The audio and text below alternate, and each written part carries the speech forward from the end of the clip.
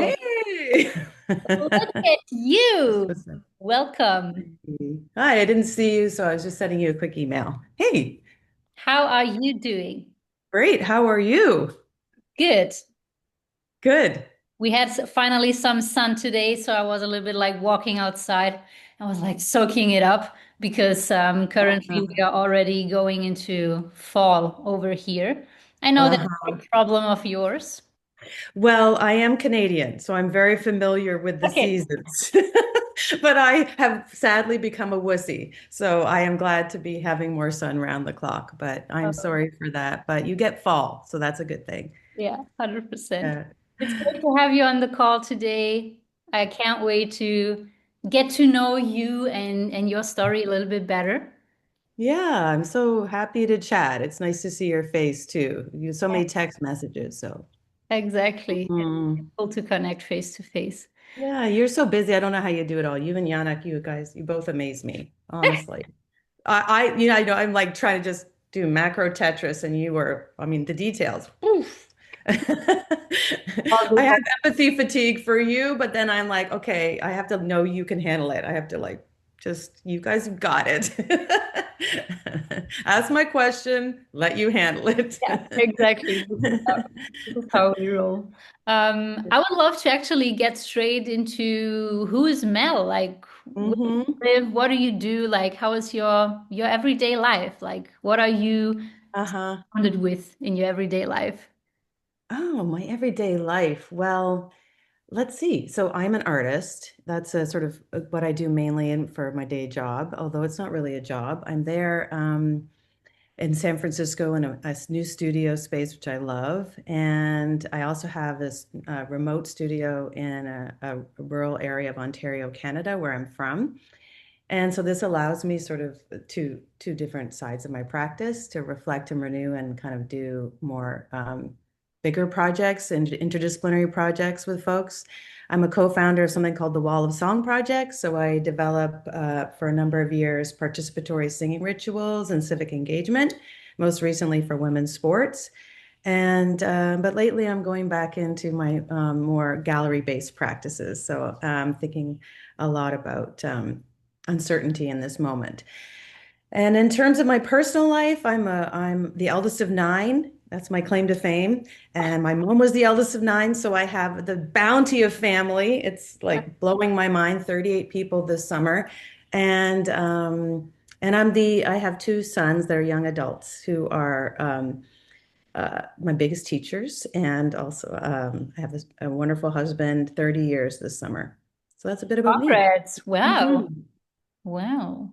And I was I know. I was wondering what got you into training? Like what got you even into um fitness, health and fitness, and when was kind of the moment where you became health and fitness conscious? I love that you're going off the questions you gave me. So I'm, You this are an is artist. good. You should know Keeping how me to on my improvise. toes, keeping me on my toes. So I've always enjoyed athletic stuff. But I think as, growing up, you're not always given the messages that that's okay. And so for a young age, I remember thinking, if I ever can have the resources to support women who want to be stronger, fitter athletes, Hmm. I would do that. Like from a young age, I remember thinking, if I ever had some resources, that's what I would support. And I ended up, swimming a lot.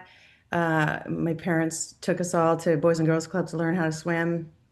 I'm really grateful for that experience that led to water polo, which led to lifeguarding jobs, which led to just kind of, I love feeling strong. I'm not a slight person, so might as well lean into that.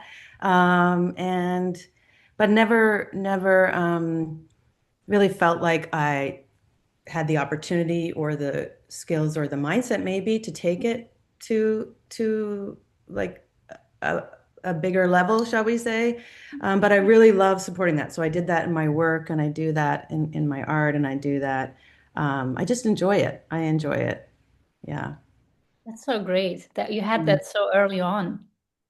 It's so Yeah, yeah, I did. And it kind of gave me clarity that I kind of think I saw early the connection, the through line. connecting the dots between your physical and inner strength and how that sports are a mirror for society in so many ways when you can support, anyone in sport, whatever gender, however they identify. It's really powerful way to grow self-esteem, empowerment, character building, all these things. So it's really important to let all the kids play, no matter what, right? That's my message. Let them play. Let them play. Let them play. And It's healthy. what was then like your play when you got into um you said earlier you were doing the swimming, the water polo, the Yeah. guard, right? But was there when was the moment you got into strength training, lifting weights? I think like all of, like many of us, well, I consider a lot of people just go to the gym, do some weights, do the circuit. That's what you do, just sort of a vague Yeah. plan. And that I've done that ever since high school, really. But never, once in a while, I'll tell you what, uh, 1 year before I had my first child, I got the fittest I've ever been in my life. And that, well, maybe not now, but I what did I do? I just joined a gym and I got serious and I tracked it. And I think that was the first time I tracked it and I realized, and I actually didn't have kids, so I had a lot of time, more time. And I just would work out and I watched tennis. And so I was doing a ton of steps inadvertently. I was getting obsessed with Serena Williams and Venus Williams. And so I would be on there for hours doing steps going, how did they do this? This is like an amazing metaphor for life that they're coming back like this. I became a gym rat. And so, that was really fun. I did it with a friend and I really enjoyed meeting her like I do now with Angela. I think that's been a key piece. It's just camaraderie and it gives great relief. And especially as I'm saying with my work, I kind of need that sense of something else to do with my body when I'm so much in my head. That makes absolutely sense. Hmm. If you're such a like creative person that is doing a lot here, then just like probably like feeling your body and working the muscles is something that is very good to like complement Yes. the part.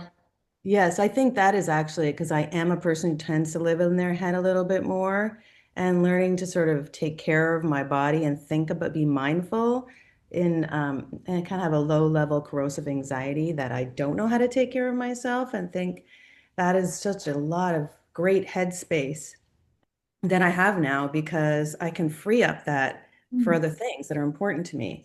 And I also just want to say, like right around the time, like when I was having giving birth, even though I was so fit, and someone's but I didn't notice it. I didn't notice it. I wasn't thinking about it. I was just like enjoying it. And of course, I was young, so I was eating probably whatever.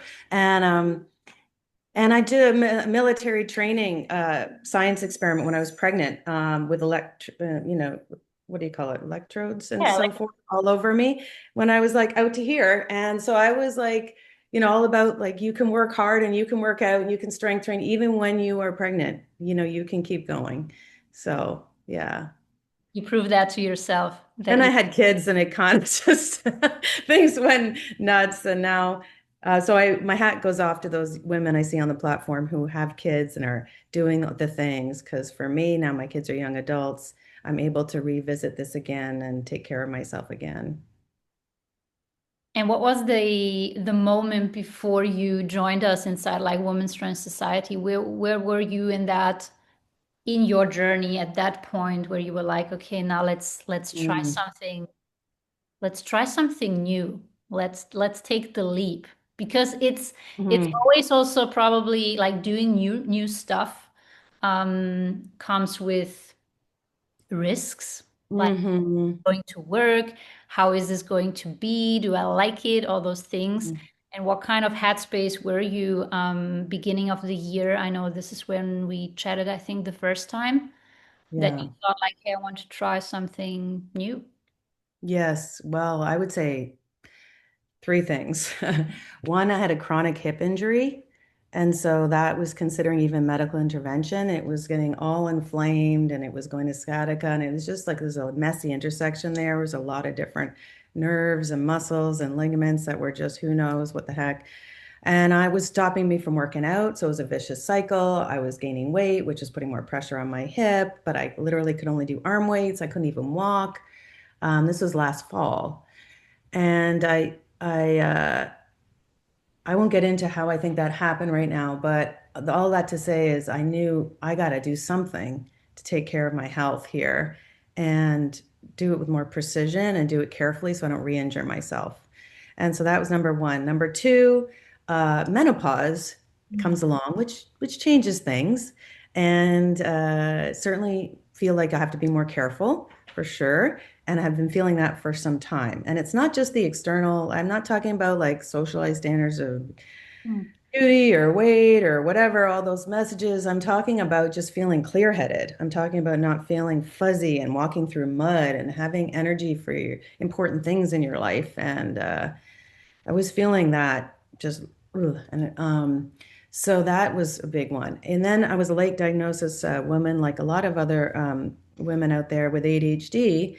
This is just a recent diagnosis because I got my son diagnosed and realized that that was something else that I had some added challenges around. And so, all this to say is that my friend Angela found you guys and found you both, I should say. And we just haven't looked back because we had tried everything. I mean, we tried everything together. We went through everything. You know, we did the I did. I loved hit running, but I would push myself. This Yeah, is a I thing. I remember. think you've talked about this, right? How you get into this cycle. I've heard your story and it's amazing. You basically get harder on yourself. You're like, I got to do more. I got to push harder. And so I would do hit running a lot.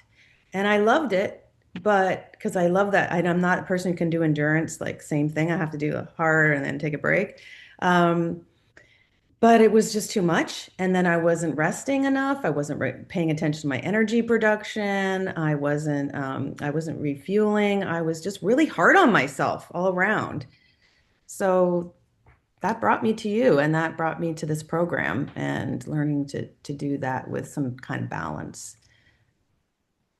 And some kind of structure, probably, because I Yeah, much more than balance, but yeah, maybe a little bit more. I didn't know if you want me to go in detail about that yet, but yeah. no, because I remember when we worked together in spring for like 1 month intensive, and I remember that you were saying like, yeah, I'm searching for that balance, and I think we're also getting to the point. But I think for you it was also important to have the kind of like the structure, a little bit like Yes. simplified things in Yes. place. I also remembered that you talked about the ADHD and like it's hard to like focus and sometimes it can be a little bit like overwhelming with everything that's going on with nutrition and paying attention to this and this and that. Mm-hmm. Um, but I think it was important to you, correct me if I'm wrong, that we kind of bring that structure in so that Mm-hmm. we can make it work for you, your life, your goals, and Yes. make it more easily to implement in your journey the last couple of. Oh, for sure. For sure. Like basically, it's like learning a new language. I think. And there's a lot of confusing messages and noise out there. So it's understandable. Even if you don't have ADHD, it's confusing. And so I'm giving myself some grace. At the same time, I needed support. I think sometimes it's really important for women to acknowledge that they need care and support. And so did that 1 month intensive for you when I knew I was struggling. I was still feeling a bit frustrated, overwhelmed with the details. As you know, macro Tetris and meal planning was a real challenge for me. I, I I overcomplicated it, I think, a little bit, but I just was able to ask all my questions. Your encouragement came right at the right time. I felt like you had my back. Um, and I just kind of learned to trust myself as part of that process a little bit more. I mean, before that, like I'm the kind of person who likes to make soup. I don't follow recipes. I make soup. I make really good soup, but it's never the same. And so um, I was like, this is getting into the weeds of the details. This is like a recipe. This is not me. And let's just be a little bit more organic, can't we? Let's be creative. But I learned, no, I can get into the weeds of the details and be consistent and trust myself on that.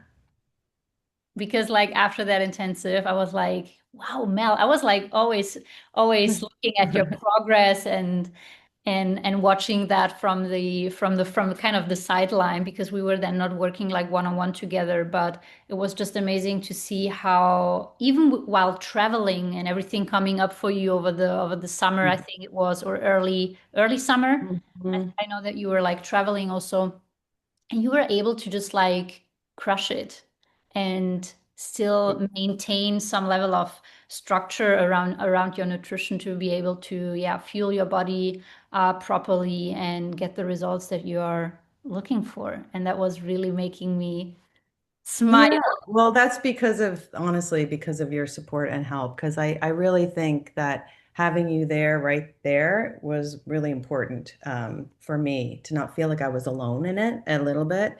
And also to know that I had this I don't know if this is relatable, but I have an Enneagram 4. So I always feel like everyone else has a secret and I'm second guessing myself. That's pretty characteristic. So I was like, oh, wait, no, she knows the answers. She's telling me, so everything's cool. Uh, no, and then I realized, hey, I got this. This is I still can ask my questions. I've got a lot to learn. I'm early in my journey. But I know you guys have what happens here is that I feel I have the scaffolding. And what the scaffolding does, if you are a woman with menopause and ADHD, is that it gives you the space, the headspace to focus on other things because you don't have to think about everything. You can just execute and you know how to take care of yourself. You're not always trying to figure it out and second guessing yourself. And that is huge. Just taking away the noise kind of Yeah. that's going around. Well, to feel like I'm not asking, so what do you do?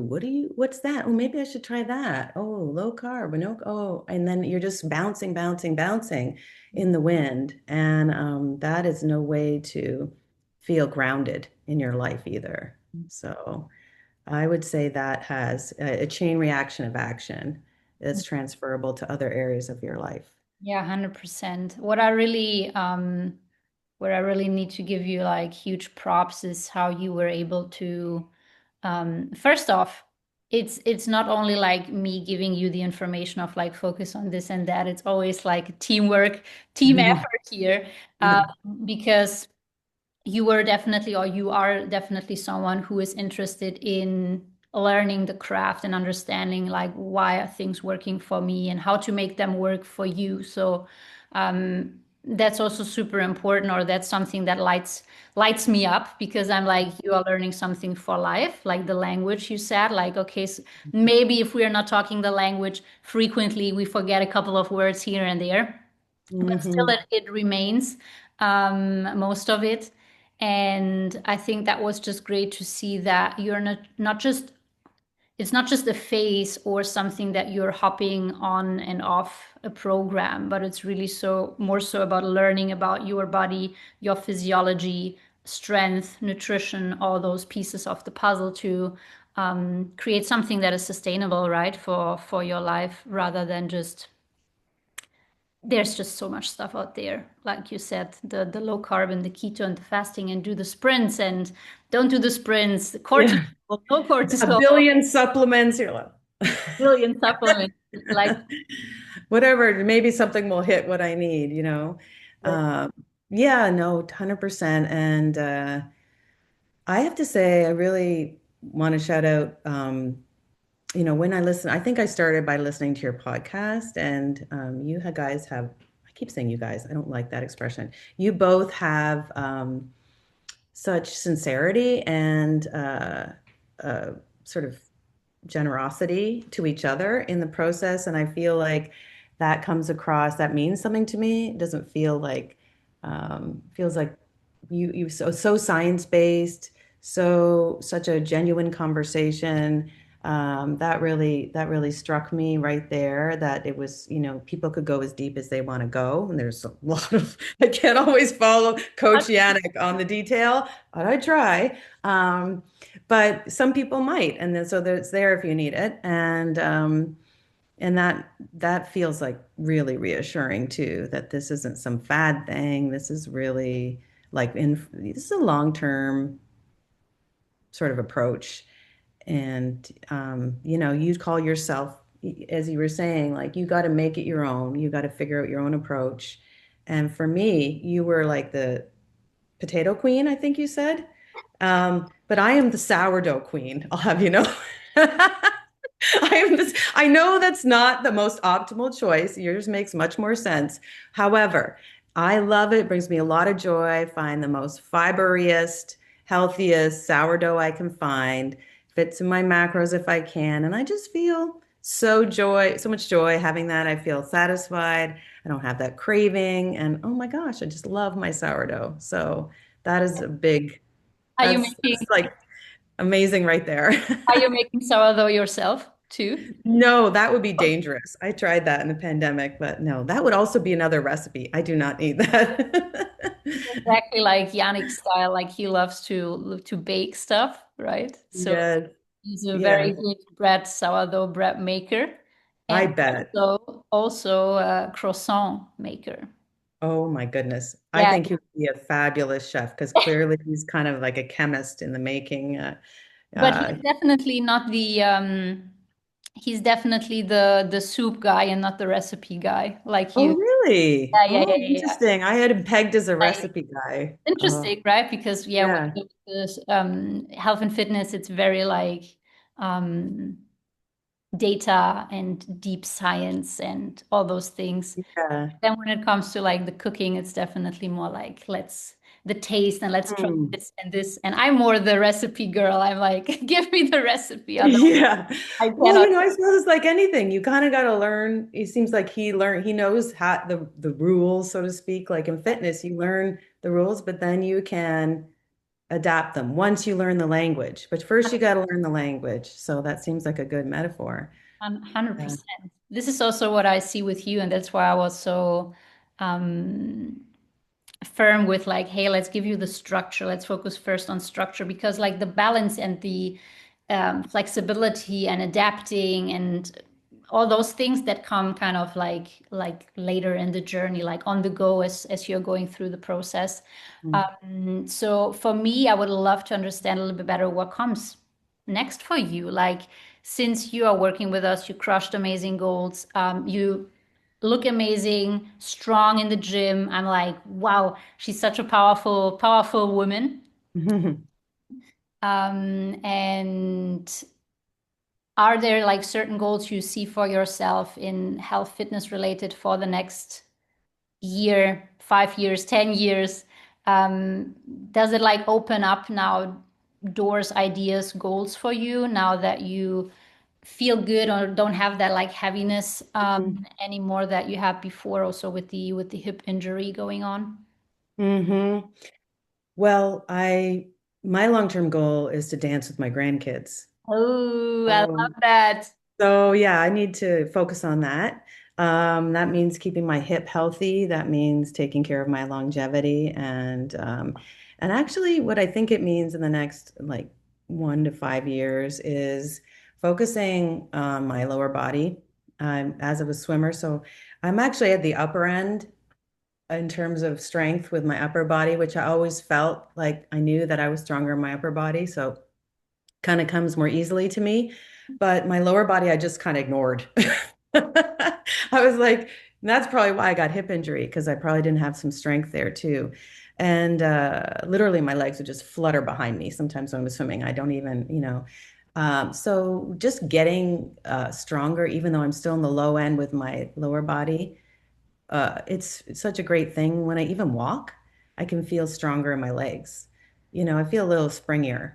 And it just would be amazing to feel like strong in my whole body, not just half my body. So my goal is to feel strong in my whole body, not just like Top to this. bottom. Yeah, and how fun to be able to have more strength there, and I feel like that really helps my hip and my longevity. Yeah, 100%. I love the goal of I dancing. hope, I pray anyway. And Yeah. we got to keep that hips juicy for sure. Maybe. Yeah, and I thank you for those exercises too. That really is amazing that to have those and Um, yeah, I don't feel it. I don't really feel it as much, and that is pretty much something because they told me it was going to be chronic. Now, I did other things too, but I do feel like the good form and the precision and the scaffolding around this whole thing and the energy production was huge because I think I was working out when I was really tired, and that was not helping. It's definitely adding stress to the system for sure. And then Yeah. even if it's not like directly related to maybe the hip, but still you need the energy to come in to keep everything like thriving. Yeah, yeah, for sure. Yeah. Yeah, it's been like it's tough at first, I'm not gonna lie. It is like learning a new language, but I think what has been interesting is that for me, I surprise myself. And I think that is what I hear you sort of your underlying message is if you can surprise yourself here, where else might you Oh, surprise yourself? yeah. You know what I mean? And if you can surprise yourself at 55, then okay. Maybe other people can surprise you too. 100%. Yeah, That's amazing to see. And I yeah. just think that the work that you put in with nutrition and training has an like ripple effect on everything else in life, right? Also with other things on like health and fitness too. But I think being very confident and grounded and strong in your own skin and your own body and knowing like I'm present, I'm here, I know what I'm capable of. I can rely on myself, my Uh, body. It's yes. Mm. worth a lot. It is. And your story is inspiring in the sense of that you share. So, in your Instagram and on the podcast and whatnot and on the platform. And it's just really generous of you both to just be so to always give your best to the clients and to always not be vague, but be really precise in what you're saying. And I think it helps to be the respect and how you do it. I don't know. I'm going to let you manage that, but it's appreciated. So thank you. Thank you for that feedback. Yeah, Thank you for that yeah. feedback. We don't take it for granted, and we really, really love like working with women like you who see that and who are also interested in not just getting vague, generic advice, but um, want to understand things better and not just follow a protocol but never really learn what it's about or why it's working or um, like Mhm. the behind the scenes of it. And as you said, like you can go down the rabbit hole, of course, as far as you want. But our like Mhm. credo is always taking you from where you are now to wherever you want to go, as far as you want to go. I think that's Mhm. important because health and fitness is like it's a never-ending thing, right? And we can Yes, so many areas we can improve on and work on, yes, but it's just important that it adds to your life, and that's different for everyone, whatever that exactly. means. Yeah. Whatever that means. Um, It's so interesting that you said that because I was just thinking when you asked me what is the next step, I think the next step is also deciding what is it that how far do I want to take this before, say, maintenance or whatever. Um, and so that's a very personal decision. And I think that it's also a decision that I get feedback on or what ultimately in the end I have to make that decision. And that's going to be a process of discernment for me. Um, and so I honestly don't know where I'm at with that right now. I'm kind of, I don't know if I'll share like a struggle. Like, I guess I'm at the point where I'm sort of maintaining what I lost. And I had some goals and I had a North Star. now I have to reorient and I have to think about what is that? Why am I doing it? What is the deeper reason? And, where do I draw the line for me? So that's for this time, so these are very interesting questions. But it's great that there's never any pressure. It's just respected, there's support, and but comes back to balance, I guess. It comes back to balance, your life balance in Yeah, your own understanding of what it means to have health and fitness and strength and um, longevity. yeah. It's a very personal self-development journey going through this process, right? Uh, Yeah. What do you pay attention to? You want to pay attention to your own body, but at the same time, I think one of the reasons I was really looking forward to this conversation was like, how can we help one another? And I think that's something, that you have in the community, and how can, me knowing how I felt a bit lost in menopause, and whatnot, and previous to that. So how can we support each other, especially in these times, and how do we put our energy? And so having the headspace to focus on other things and take care of myself at the same time, put on my own gas mask. Wow, it's been huge. So thank you. Oh, thank you. Thank you for sharing all of that. Thank you for inspiring. I think sharing your story and it just sometimes we don't think about that, right? How much an impact that can have on others. I see it Hmm. all the time in the community that women would message me and say, "Hey, I saw this post from this woman and it inspired me to go after my goals because I see some similarities in the Hmm. story and it inspires me to see that and be like, maybe I can do that too." And so thank you for sharing Yes. it. Thank you. And I'm going to do one more little favor for you, and you didn't pay me to say this. I would say invite a friend. Because there is an added bonus of camaraderie and ritualized community that I think folks long for in a general sense. And I know certainly it's been a big part of this for me with my dear friend Angela, and some other friends, previous to that. So I'm really grateful for that. I think that feeds a lot of areas. And so that is a real possibility for folks if they want to do it on the platform or with a friend or both. 100%. I think there is you cannot take away like human connection and community, right? I think it's so important. Hmm. And oftentimes the ladies that join our community are the only, they don't have the circle of friends who is maybe into the same things, and so they find Hmm. each other also in the community. And some of them even meet for a coffee because they see they're not living far from each other, which is That's great. I love that. just amazing. Like helping others, making connection is huge, and it's definitely cool to go through this journey, like everyone on their own path, kind of, but still like Mhm. going in the same direction and like celebrating. Yeah. Having each other's back and having some fun while you're at it. Yeah. Exactly, that's a very Hmm. important part Hmm. too. Yeah. Thank you, Mel, for Thank today. you. Really Thank you. appreciate you taking the time, and yeah, I see you in the community. I'll see you there. Bye Thank you bye. again. Bye Bye. bye.